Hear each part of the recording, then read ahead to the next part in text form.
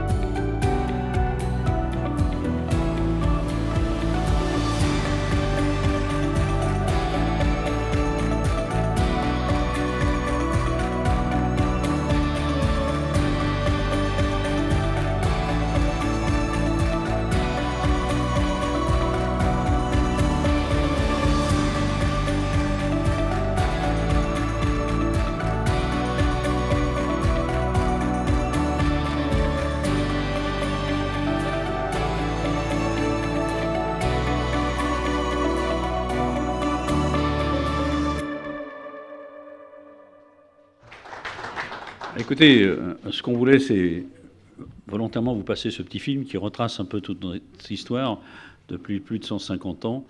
Et c'est vrai que c'est toujours intéressant de voir comment une ville se construit progressivement. Il y a les grillages de l'autoroute A13, il y a la Seine, et c'est vrai que nous, les Mureaux, on peut dire même le territoire du centre, c'est 6 parallèles. C'est la parallèle, donc, ce qu'on appelait la route de 40 sous, qui venait d'Orgeval. Après, il y a eu l'autoroute A13. Après, il y a la voie ferrée, donc la voie ferrée qui vient de Paris-Saint-Lazare et qui a été en 1864. Après, nous avons la Seine. Il y a la deuxième voie ferrée de l'autre côté. Et ensuite, il y a la route de Pontoise. Et la seule chose qu'on ne savait pas faire et qu'on n'a pas su faire, c'est vérifier le théorème de Thalès, parce qu'autour de ces 6 parallèles, il y a une perpendiculaire qu'on n'a pas su utiliser à un moment donné. Et donc, ça a été volontairement aussi la réutilisation par rapport à cette voie, qui était une voie de déviation, cette perpendiculaire, pour voir comment on pouvait reconstituer la ville. Alors là-dessus, on a travaillé aussi beaucoup sur pas mal de sujets. Ce matin, on discutait sur l'environnement, sur la nature. On a travaillé aussi sur les usages, par exemple, quelque chose qui était important pour nous, sur la culture. On a une médiathèque, et rien n'est plus idiot quand un lieu de culture est fermé le samedi-dimanche et qu'il est ouvert que le lundi ou vendredi. Il est évident que pour les enfants, etc., pour des gens, il est important de voir la médiathèque le dimanche, et c'est pour ça qu'on a ouvert tous les lieux de culture, tous les lieux possibles et imaginables. Sinon, on laisse la place à ce qu'on appelle les lieux cultuels, qui, eux, sont toujours ouverts. Donc, c'est pas pour ça que je suis pour aussi qu'il y ait des lieux cultuels, mais à un moment donné, il faut savoir aussi que dans une république laïque, il est important que là, ce qui dépend d'une municipalité, de l'État, etc., soit ouvert. Et souvent, on a pensé au parc des sports ouvert, mais on n'a pas pensé aux lieux culturels. Et c'est fondamental pour l'ouverture d'esprit, pour le changement et pour l'éducation. Le deuxième point sur lequel on a travaillé, c'est bien évidemment sur les démolitions. Alors on n'appelle pas ça des démolitions, on appelle ça des déconstructions. Parce qu'une démolition, c'est plus négatif qu'une déconstruction. Alors une déconstruction est importante parce que d'un autre côté, on a reconstruit, soit sur les muraux, soit à l'extérieur des muraux. Et cette construction que nous avons faite, il a fallu qu'on revoie complètement, bien évidemment, par rapport à toutes les nouveautés, aussi bien d'isolation, de partage des espaces, etc. Sinon aussi, ce qui est important pour nous, c'est quand on a la chance d'avoir un fleuve, qui s'appelle la Seine. C'est important quand même. C'est à un moment donné, un peuple, quand il quitte son fleuve, c'est souvent là qu'on part vers une décadence. Et nous, notre volonté, avec Michel et avec d'autres, je ne vous dirai pas Marianne, qui n'est pas là, ou d'autres, parce qu'il n'y a pas que nous deux, mais vous savez, on est comme Michel Fugain, on a toujours un big bazar autour de nous. C'est important.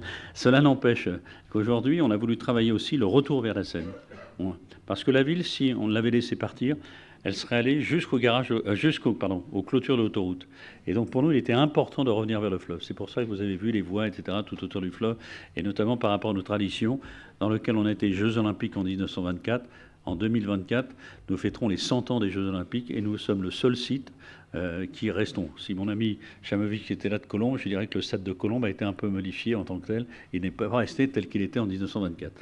Donc, si vous voulez, c'est vraiment important de voir comment on se situe dans ce territoire. On est une commune, ce qu'on appelle des contrastes. Quand vous regardez entre tout ce qui est le vieux village au bord de la Seine et tout ce sont les nouvelles constructions, évidemment, il y a un contraste entre du vertical et de l'horizontal. De la même façon, on a un contraste par rapport aux entreprises qui sont là. Quand on parle de Renault-Flin, maintenant on est au refit, au reconditionnement, et de l'autre côté, on a Ariane Group, qui est justement avec Ariane 6, et c'est vraiment quelque chose de contraste. Maintenant, ils travaillent ensemble, mais c'est vraiment des contrastes. De la même façon, on a des contrastes au niveau éducation, au niveau ville, au niveau type de commerce, au niveau type de marché. Je vais peut-être laisser la parole rapidement parce que je pense que lui, il est à même de vous évangéliser. Moi, je ne suis ici qu'un présentateur de l'évangélisateur et du prédicateur Michel Carrière.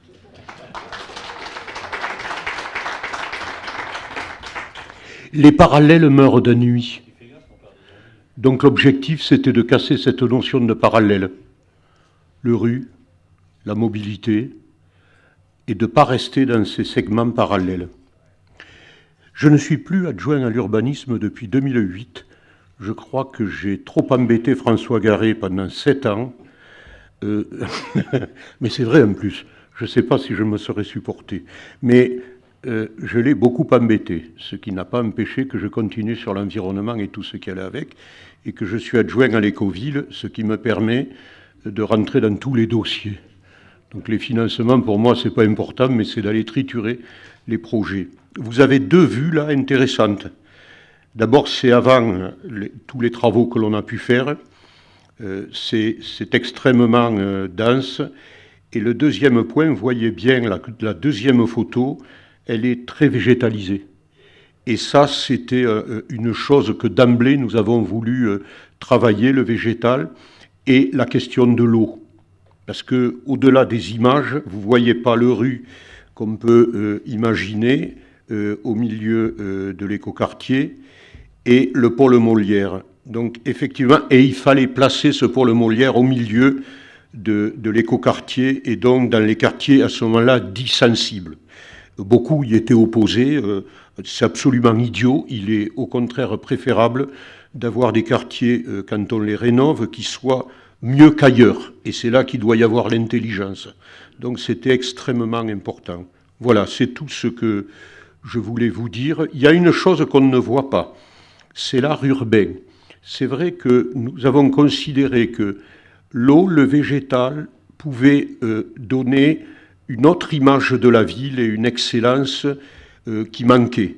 Mais nous avons réussi à mettre dans le parc Molière une œuvre de Jacques Paris qui est Orion chassé et qui est extrêmement intéressante parce que dans une ville ariane où il y a une population extrêmement mélangée et cosmopolite, il est important de se rappeler que les populations aussi se guidaient aux étoiles. Et donc nous avons mis cette œuvre de Jacques Paris dans le parc.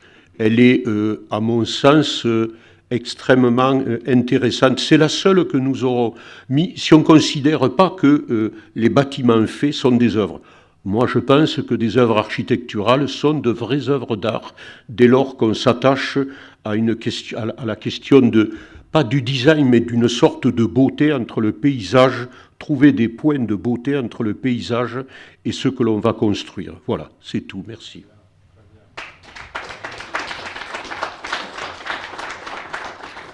Et surtout, le supplément aussi, les Mureaux, c'est 32 000 habitants, c'est 85 communautés différentes de toute l'Europe et de l'Afrique.